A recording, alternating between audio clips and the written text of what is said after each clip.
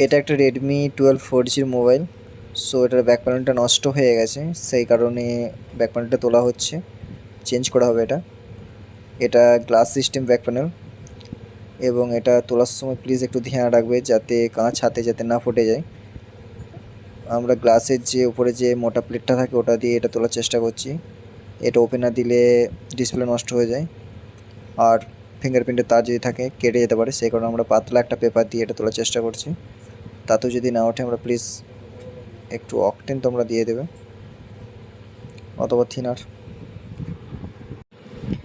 এটা হিট দেওয়ার সময় মোটামুটি তোমরা 150-তে হিটটা রাখবে এবং এয়ারটা 4-এ রাখবে বা 2-এ রাখবে, তাতেই হবে।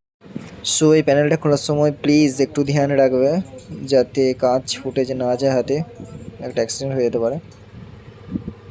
সো এইভাবে প্যানেল, যে কোনো প্যানেল এইভাবেই খুলতে হয়, টানা হিচড়া করে খোলো না,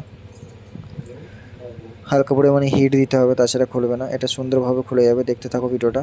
আর প্লিজ আমার চ্যানেলটা সাবস্ক্রাইব করে রাখো নতুন নতুন ভিডিও দেখার জন্য। সো দেখো সুন্দরভাবে খুলে গেছে। সো এটার কম্বো চেঞ্জটাও আমি দেখাবো পরের ভিডিওতে, প্লিজ দেখতে থাকো এবং চ্যানেলটা সাবস্ক্রাইব করে রাখো।